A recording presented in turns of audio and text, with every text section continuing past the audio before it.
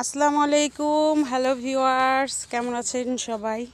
দেশ এবং দেশের বাইরে যে যেখান থেকে আমার এই ভিডিওটি দেখতেছেন সকলকে সালাম এবং শুভেচ্ছা।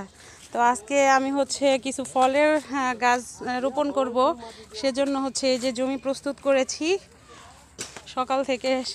মানে আজকে সারাদিন আমার এইখানেই অতিবাহিত হয়েছে এই গাছগুলো নিয়ে। এই যে এখানে লাইনে লাইনে গাছগুলো রাখছি, আর এখানে শুধু আছে মেহগনির, মানে বনজ অল্প জাস্ট সাইড দিয়ে দিব, কারণ জায়গাটা তো অনেক লম্বা, যার কারণে আমি চাচ্ছি যে এই মাঝখানটাতে ফলের গাছ থাকুক। আর ওই পাশে কিছু আম গাছ আছে, আম পেয়ারা কাঁঠাল গাছ আছে যে এই দিকটায়ও।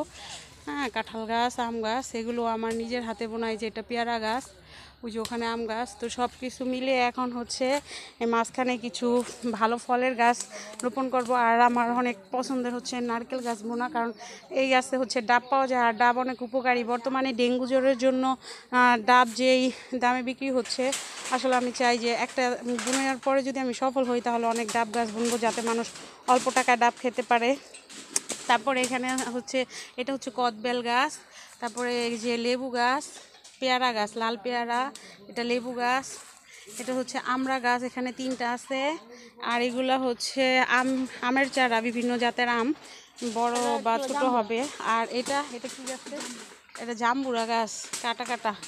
আচ্ছা, তারপরে এইখানে 3টা কাঁঠাল গাছ আছে। কাঁঠাল গাছগুলো নিচে হেলা রয়েছে, হয়তো রাখতে সমস্যা হয়েছে।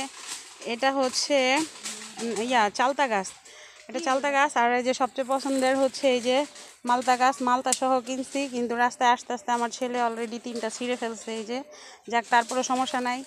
আবার কিছু লাউ চারা, সিম চারা, এগুলো আমার পাগলামি। যাই হোক, মানে আমি যখন যেটা নিয়ে থাকি, মানে ওই দিকে আমার মনটা অনেক পড়ে থাকে। বিশেষ করে ওই যে আমি মুরগি কবুতর পালি বাড়ির ছাদে, আপনারা জানেন। এরপর আমার গাছ আমার প্রথম চয়েস ছিল, তো মাঝখানে কিছুদিন বিরত ছিলাম, এখন আবার শুরু হয়ে গেছে গাছ অভিযান। আলহামদুলিল্লাহ, যে পুরো জায়গাটা আমাদের, এখানে আমি এখন ফলজ গাছের রোপণ করব। তো বর্তমান যে পরিস্থিতি, বৈশ্বিক পরিস্থিতি, মানে শীতের দিনে গরম লাগে, গরমের দিনে শীত লাগে, এটার জন্য পরিবেশের ভারসাম্য মানে হারাচ্ছে। তো আমরা যদি বেশি বেশি গাছ লাগাই তাহলে আমাদের পরিবেশটা সুন্দর থাকবে, ভালো থাকবে। আর গাছ কেবল পরিবেশের বন্ধুই না, বরঞ্চ একজন উপার্জনক্ষম সন্তানের মতো।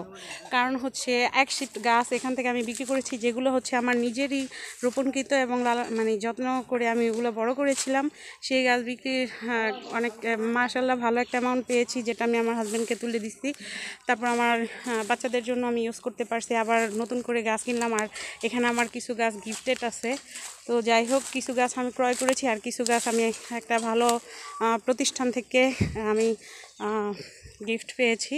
তো যাই হোক, সব মিলিয়ে এখন আমি ফলজ গাছের রোপণ করব, পরিচর্যা করব। সবাই দোয়া করবেন আমার গাছগুলো যাতে বাঁচে এবং ভালো ফল দেয়, যাতে আমি সহ আশেপাশের মানুষ খেতে পারে, এবং এটা থেকে আমরা সবাই উপকৃত হতে পারি।